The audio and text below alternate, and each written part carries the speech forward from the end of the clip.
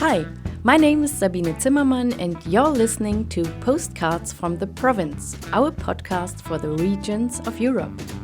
In March, the Network for Culture and Local Traditions, in cooperation with the bidding office Hildesheim 2025, organized the Province Lab. We invited 8 international experts who visited Hildesheim and the region and exchanged with the locals.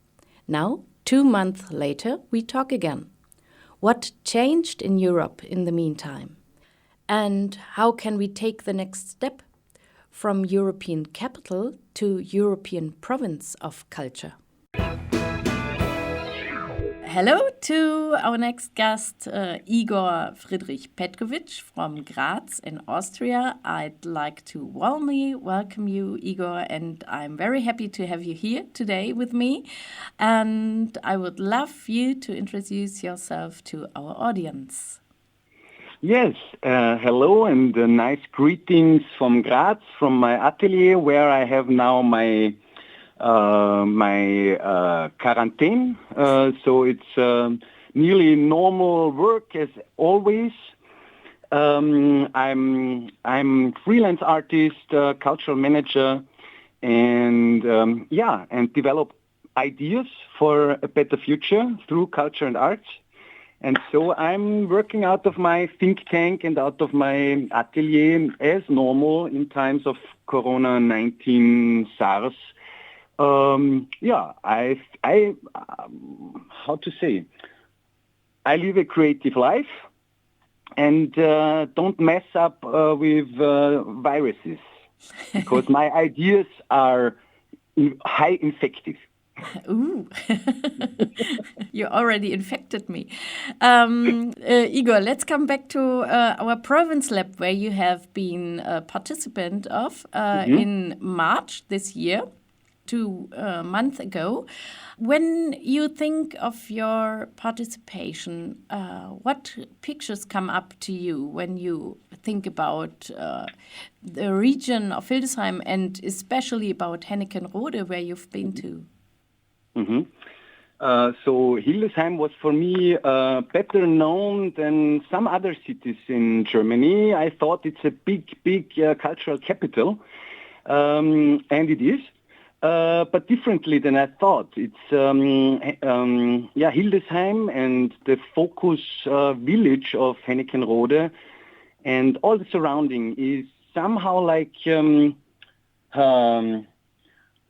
a castle after the kiss of the prince when everybody wakes up again. Yeah, and so I see the surrounding of Hildesheim as a big beautiful fairy tale area where already a lot of fairy tales are going on.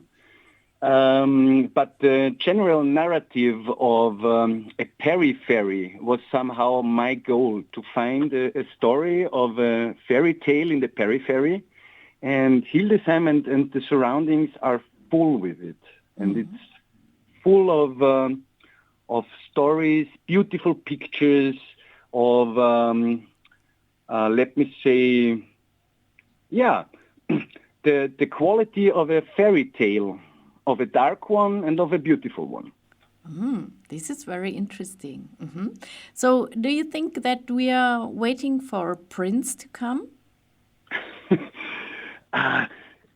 This is a narrative of fairy tales, which I believe we need new narratives, because it was in patriarchal times when they made these fairy tales, and so there was always a prince kissing a princess to wake up or something, But I think we need new heroes, and they can be all gender or any gender. So, we need new heroes who develop, the new story of a hero. And the hero nowadays, I think on Fridays for Future, I think on a lot of young new initiatives rescuing the world. And I believe now we need also in times of Corona, we need heroes of democracy and heroes of contact. And maybe we should be self-confident enough to wake up by ourselves. We do not need the kiss. This is. I believe that we all live in some kind of a bubble. We have an internet bubble, we have friend bubble, we have information bubble, and I believe that we all. So to come out of your bubble, you need somebody out of the bubble. Yeah. So some trigger points, somebody who comes out of your cozy bubble, the pink bubble where you live, comfort zone. Yeah. And come out of the comfort zone, mostly you need some hint from outside. Yeah. So this is also a fact why we invited you, because we needed in the Province Lab, because we needed the view through the eyes of a stranger. It's very important to be influenced by someone else and not always be, as you said, in your own bubble and in your Hildesheim bubble and talk about everything with Hildesheims, but open up to Europe and to the world and to other people with other opinions and influences. I totally agree with you. Yeah. So these are very different times right now, and we have closed borders, and our province lab is so long ago, it seems to be ages ago, and maybe we will not have the possibility to go into holidays or go to Hawaii or even to Graz or wherever. Austria is far away, as far away as Australia.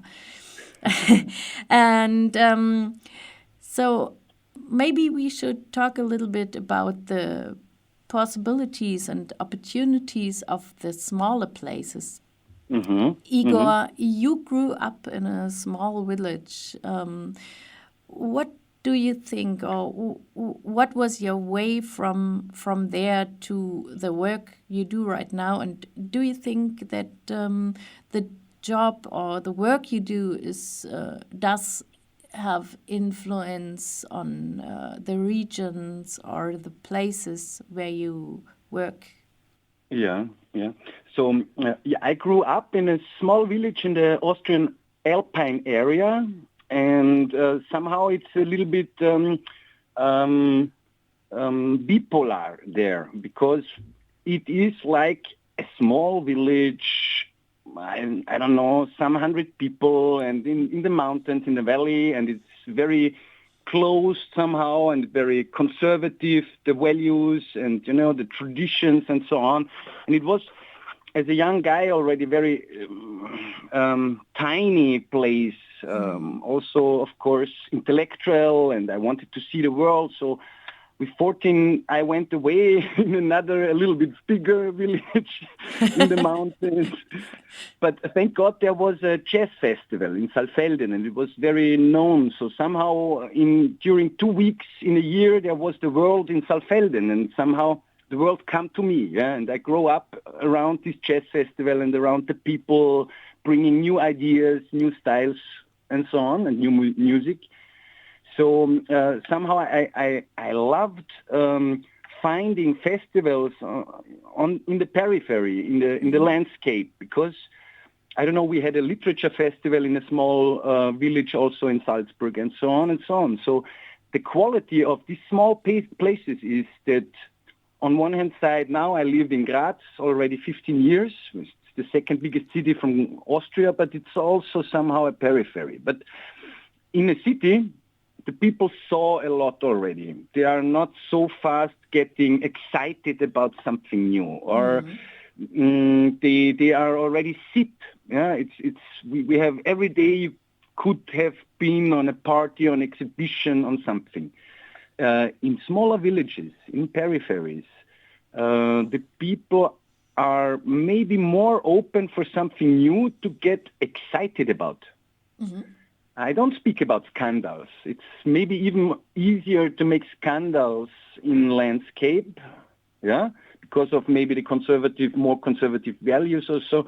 But this is not the important point. I think the important point is that the people are easier to catch and to attract. Yeah. This is one thing. And the other thing is that because you said we can't travel now and tourism and so on. So in Flachau, in my hometown, there was winter tourism. Yeah? And in winter, there were people from Holland, from Germany, from everywhere, from Europe, and bringing their culture with. So I grew up also with a lot of impact from other cultures, other languages, other styles. So this was also always another part, the foreigners coming in a landscape and bringing some new styles, some fresh air, culturally fresh air. Yeah, I hope so sometimes. And my philosophy of traveling in the 19th, it starts that everybody fly around the world, Australia, New Zealand, South America, India. Everybody brought back stories, and I was the only guy who had a philosophy to travel on the earth by, I don't know, a camping bus, by bicycle, by foot, and so on.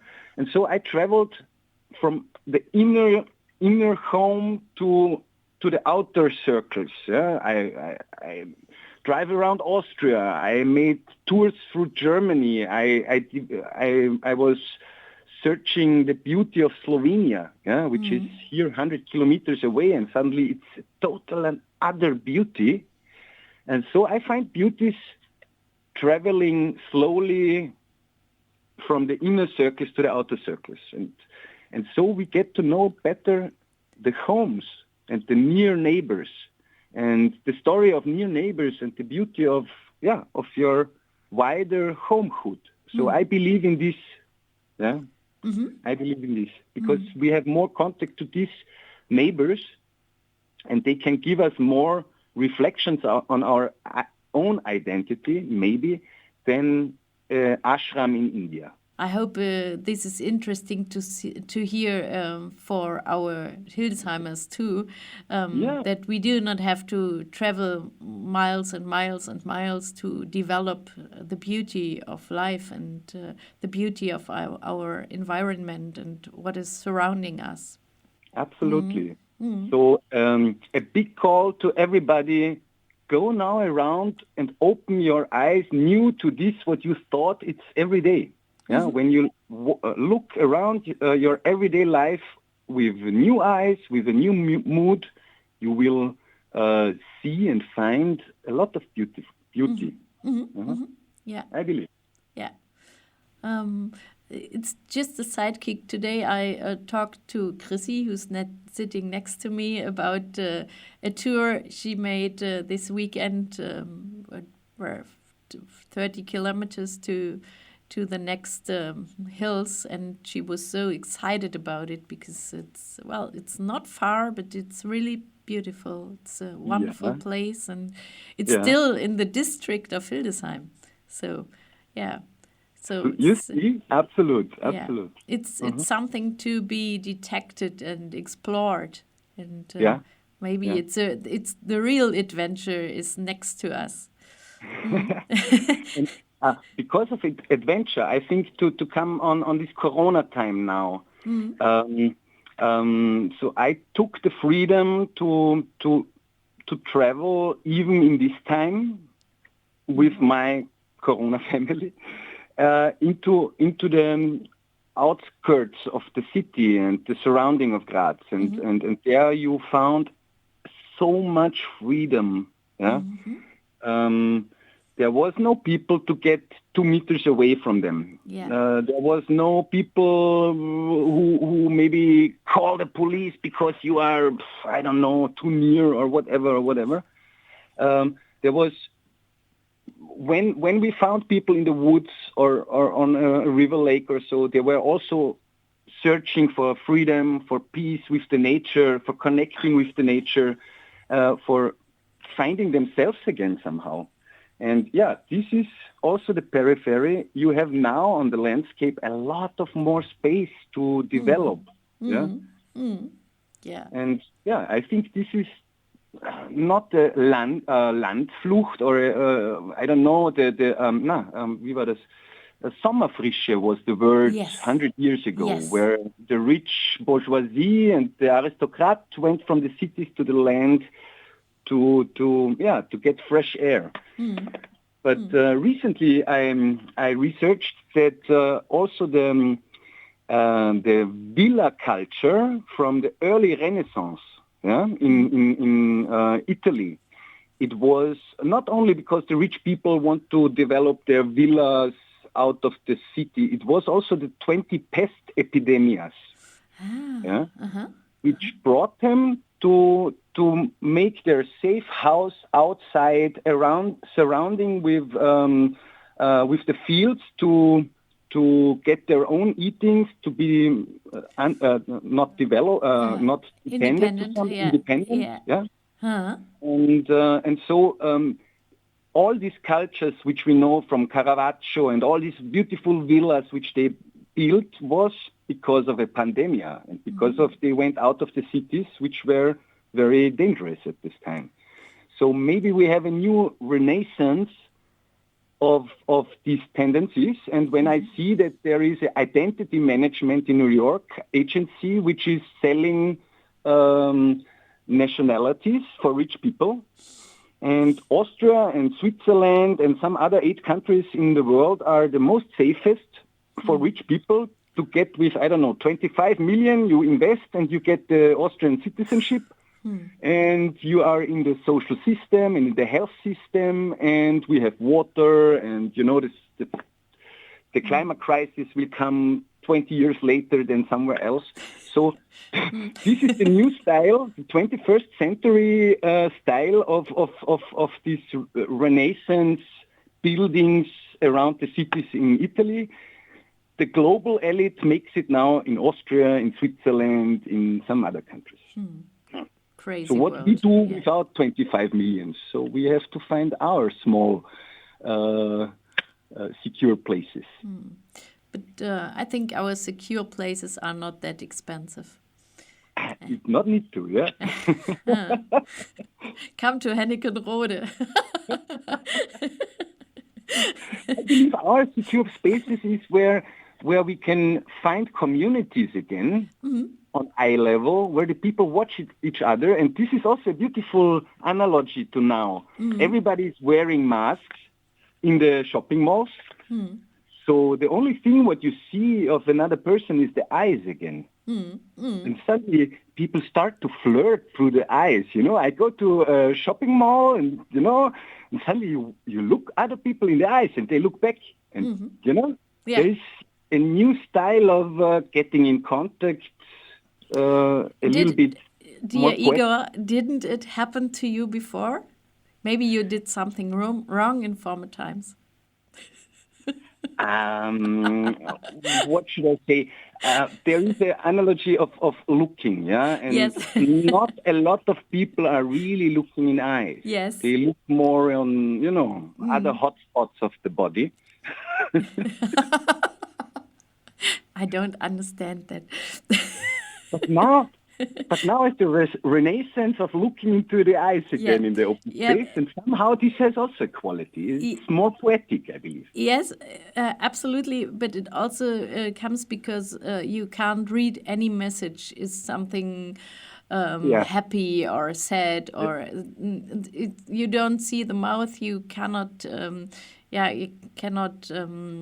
Decode the message someone else sends. The mimic and so on is away. And it stays the gestures and the eyes. But somehow this has also a quality. If we come back to Hildesheim region, what do you think about Henneckenrode? What is the most potential of this place? What would you say? And maybe what is the most potential of Hildesheim region? Okay, so at all the Hildesheim region, I think the character and the hotspot of Hildesheim is that it has a lot of hotspots. That it is a decentralized cluster of hotspots and of possibilities and of beautiful small cultural constructs of villages, of societies, of historical dependencies, which somehow maybe also find a historical dead end or a sleep like in a fairy tale. Yeah, they went into some sort of crisis, the point of where you have to turn somewhere else. Yeah, so they have went into a silent and a sleep, but there are also a lot of people who do something, who are awake, who want to awake cultural life in the periphery. And I believe, and I found also in Henneckenrode, which is I would say a perle, a perle in a sleep, in a long sleep, and it should get not wake up again, but to wake up new. Yeah, it can't. So Henneckenrode, this castle in the center, and the 40, 50 houses around, maybe 40, 50 people around. So when the center, the castle is dead, the village is dead. Yeah. Culturally, aesthetically, even I would say spiritually, it's dead somehow. And you can't reinvent a life which was 20 years ago, 50 years ago, 100 years ago. But the history and the built history is there. And also the mental history is still there. And so I believe this is the big potential around Hildesheim and also in Henneckenrode to get a new life in these old structures. New life means to be not afraid to touch critical aspects of the history, and to transform them into something which gets a new meaning for us now living and for future generations. To transform maybe even very critical and bad sides of history, which led us beautiful buildings, but the history should lead us to some new solutions for society. And I believe in a better world through us, creative people, thinkers, open thinkers. Yeah. This is maybe... So let's hope for open eyes. Real eyes, realize real lies. Because we spoke earlier, or you asked me about this island in Croatia, Susak, where also 40 people live, and it's a very isolated society. And there I went also to reinvent somehow this society and what could we do through art and culture there. And I found history of strong women figures there. I found history of Sissi, which was there, our princess king. I found nudity on the island and a lot of response from the community there, transforming this island to utopia or oetopia. Utopia is a non-existing place. Oetopia is a good place to live. And I believe art and culture is the first thing. Let us say bread and peace is the most important thing to develop humanity. And this bread and peace brought me to Ukraine 1 year ago in a war-leading country in Zhytomyr, which means Zhyto is wheat, Weizen. Wheat, yeah. And mir is peace. So bread and peace is what the people bring. And I made a performance there to bring bread and peace to this war country, and it was a really big discussion there. So what art and culture can bring is somehow an idea into a space like the island in Susak or in the Ukraine place or Hildesheim, or I also want to connect somehow Hildesheim and our bidding area here in Austria, so the Salzkammergut, which is also somehow, I believe, dealing with similar topics of periphery, rural places, what is the cultural value and reinvention of culture in rural areas. And I believe this is a very important transition also in Europe, that we foster the regions again. Yeah? And here we can learn a lot of each other. I believe we can travel from region to region again when the nations get not so strong anymore, when the national borders are maybe reopened again, and the regions get stronger. And so I hope that Hildesheim and I hope that Salzkammergut will win, and that this concept of a reinvention of the rural area will get stronger and better. And do you think that the real possibilities are outside of the cities, the real possibilities of transformation, of development, of new societies are not in the metropolises but outside? Do you think that? This is hard because the quantity of people will live in metropolis. It's already now so, and it will even go more in this direction. But as a contrast strategy, I believe it's very important to get the land side again in the focus, with a big potential of bringing other input into society, other maybe also more consciousness to the nature, more consciousness to our Mother Earth. You will not so easy find in the cities, but through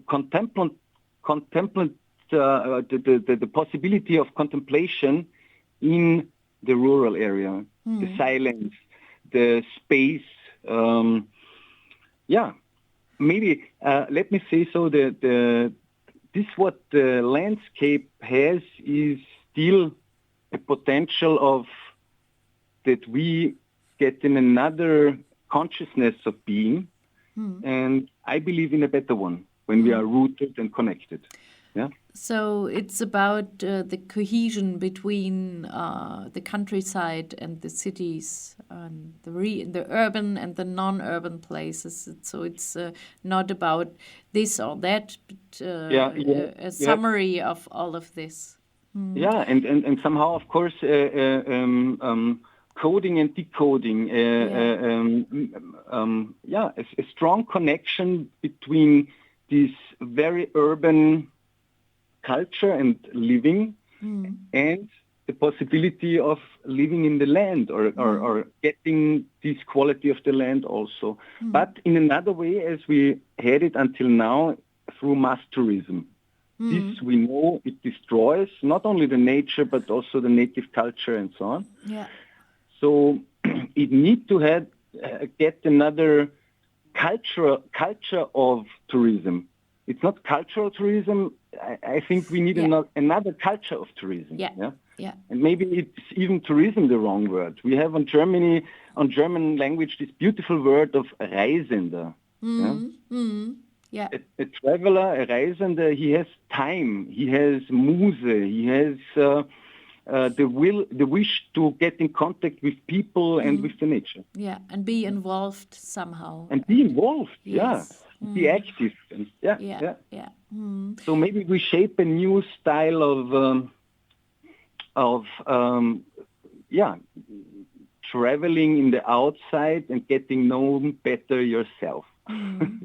Yeah, but there's something you said about this opportunities the land is offering, but I think we should be aware of stereotypes, because there is not always silence. If you come when they have the harvest, it's so loud in the on the countryside. And if you live in a half-timbered house, it's a small place, and you would wish to live in a city house.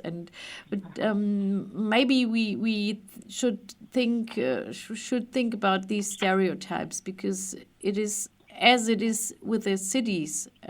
A city is not like this and this and this, and houses and streets and lots of traffic and lots of opportunities. And the countryside itself is not about silence and much space. No, it can and be a always horror. Yes, the countryside yes. was a horror when I went away there. I ran away from, Yes. from all this, and I don't come back with this hollow surface of a stereotype. Oh, it's so beautiful. La, la, la. No, I see the possibilities of when we do it right. Then there is a great horizon. But of course, I see the horror of one-family houses. Yeah. You know, Yeah. I see. I don't know, the young people go away. We have here in Austria a lot of areas where the young people go away and only the oldest stay, devastating of the infrastructure of the industrial site or so on. And there are only few ideas. We have one thing, it's an Erzberg, Eisenerz. It was a big industrial site because they took the iron out of the mountain, and suddenly this fall apart after the Second World War. And now there was 10,000 people living there, now only 500. And the rescue thing is that since 10 years there is the Rostfest, a broad, yes, I've heard about it. initiative of sociologues, artists, cultural workers, historian, regional manager, who set up the idea of this 2-week festival. There is a urban campaigning. It's a village, but they have urban campaigning because there were big architectural houses for workers, and they send.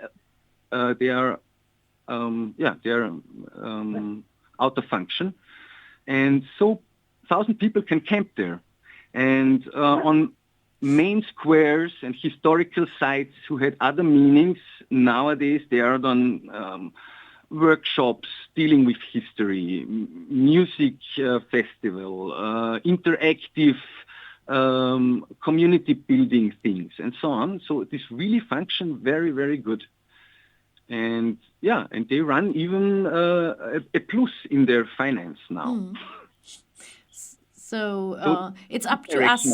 It's up to us what we do with the rural places and the rural areas, and we could have it a lively place with lots of varieties of culture, or we could leave it in its somnambulism, sleepy. Cozy fairy tale. Sorry, we are not allowed to do this because I believe out of this sleepy thing it comes then a brown political soup. When we let the periphery, when we let small villages and people living in this outskirt out of the focus of cultural development, then it will come back like a really bad mirror face, because it will get fear of foreigners, xenophobia, or places where they are not in contemporary discourses anymore. I believe we should include all these tendencies also in a contemporary discourse and not only focus on urban areas. I absolutely agree with you. Yes. Okay. So I believe I said most important things which lay in my mind. Pooh, now I'm happy. Thank you. The most important things. Okay. So there's much more to come. So cut it in 3 minutes and oh my God. Oh, no, we won't do that. Okay, Igor. So maybe this is it for now, and we close this session. So thank you again. Thank you for this interview and the possibility to talk to you again. And I hope Europe will be a better place than before when borders are open again. And I hope, it doesn't last that long until we meet again. And Okay. Yeah. So best greetings from Graz to you and to your colleague, and we hear us. Yes, of course. Okay. Bye. Ciao, Bine. Bye. Ciao.